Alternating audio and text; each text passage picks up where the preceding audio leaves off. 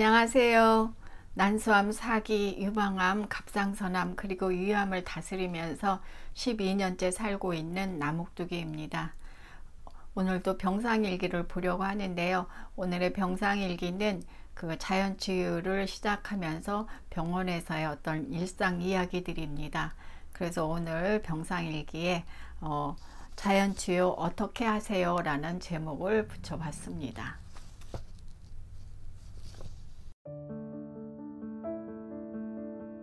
2013년 6월 11일 화요일 아침 식사 후 레몬을 갈아 생수에 섞어 물통에 넣었다.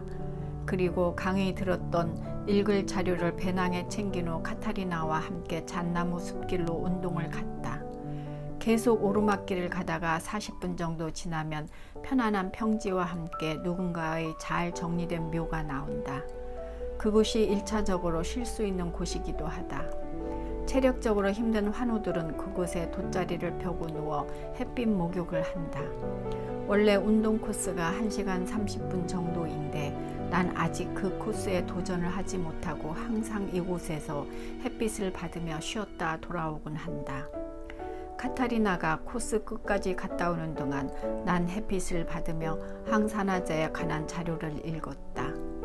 암은 활성산소가 세포막과 세포 소기관막, 단백질 DNA를 손상시켜서 발생하는 질병인데 활성산소는 세포를 손상시켜서 염증이나 암을 일으키지만 과도하게 발생하면 암세포는 파괴된다고 한다.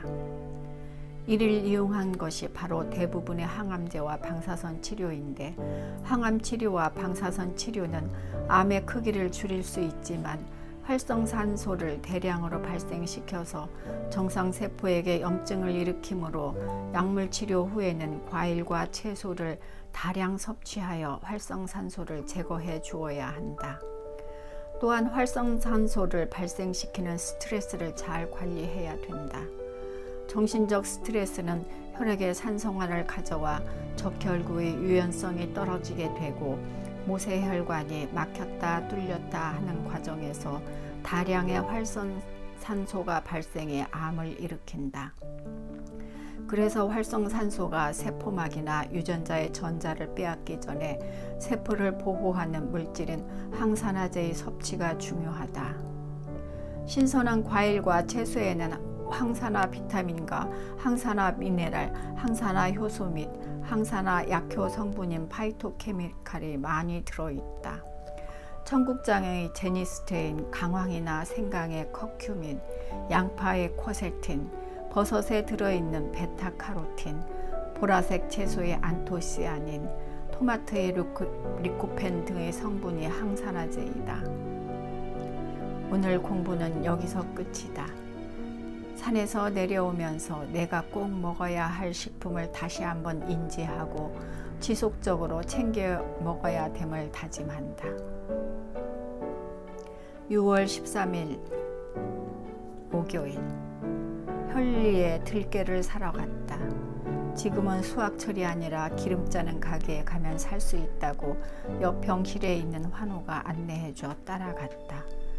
수입 들깨는 국산 들깨보다 알이 굵기 때문에 알이 작은 들깨를 사야 한다고 했다.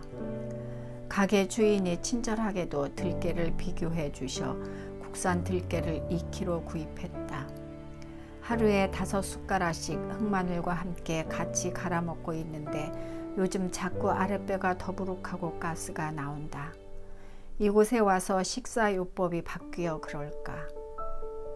그리고 하루 챙겨서 먹어야 할 것들이 너무 많은 것 같기도 하다. 일어나면 해독 주스를 만들어 한 컵 마시고 아침 식사 때 케일, 깻잎, 상추 등의 청국장을 싸서 먹고 오후에는 들깨와 마늘을 먹고 그리고 와송을 갈아서 마신다.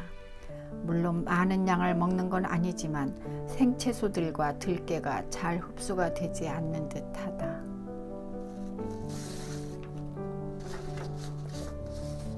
2013년 6월 15일 토요일 큰딸의 상견례 날이다.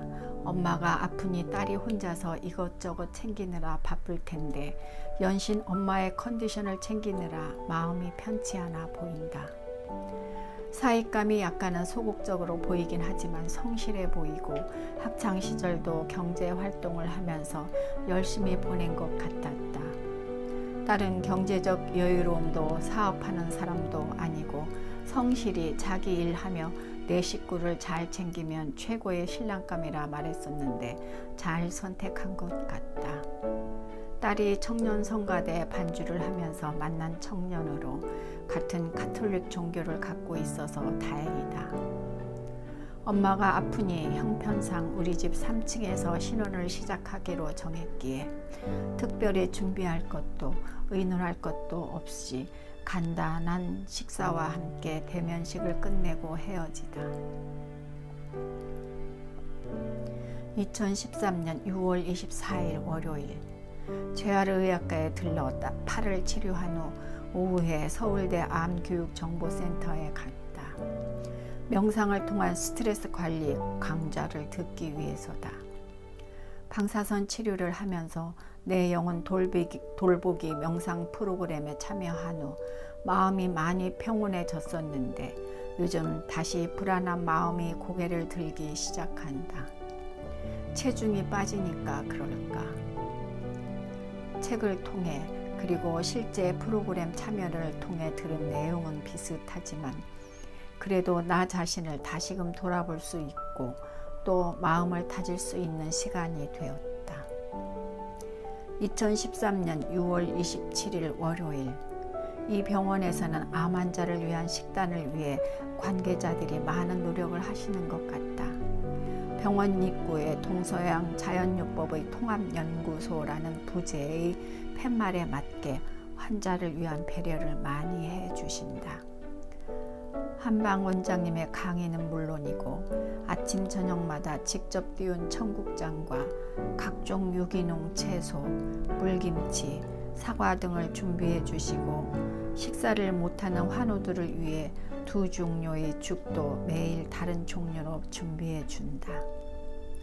그리고 환우들이 개인적으로 사용할 수 있게 넓은 탕비실이 있어 환우들은 보온밥통에 흑마늘을 만들기도 하고 개인적으로 필요한 음식을 조리하기도 한다.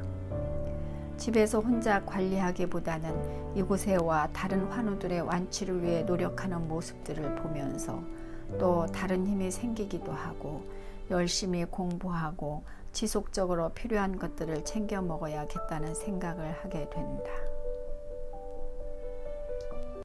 네, 자연요법을 추구하는 요양병원에서의 그 일상생활 이야기들인데요.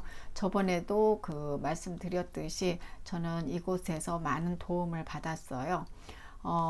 식이라든지 그리고 뭐 한방요법의 왕뜸, 풍욕, 또 햇빛 목욕, 또 명상, 웃음치료 등 다양한 프로그램을 접하면서 이제 굉장히 활기차게 보냈었는데요. 아쉽게도 제가 그 병원에 입원한 지 한 1년 정도 되었을 때 병원이 문을 닫게 됐어요.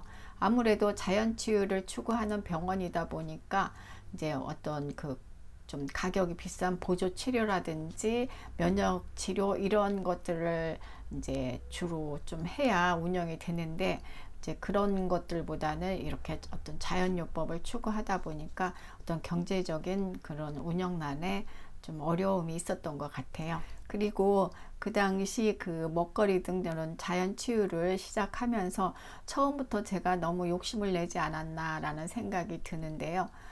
뱃속이 거북하고 그리고 가스가 찰 때가 종종 있었는데 그랬으면 좀 쉬었어야 되는데 어떤 강박관념에 계속 자꾸 이제 먹게 되다 보니까 그런 어떤 상황들이 반복적으로 일어나더라고요. 그래서 요즘은 먹어서 장이 좀 불편하면 매일 먹어야 한다는 그런 강박관념에서 벗어나서 이제 잠시 쉬었다가 좀 편안해지면 다시 먹고 이제 이렇게 하고 있습니다. 혹시 여러분들도 식이요법이라든지 이런 것들을 새로 시작하신다면 처음부터 너무 이렇게 욕심 내지 마시고 처음부터 막 이것저것 많이 드시기보다는 이제 조금씩 내 몸을 살피면서 이렇게 하시는 게 좋을 것 같아요.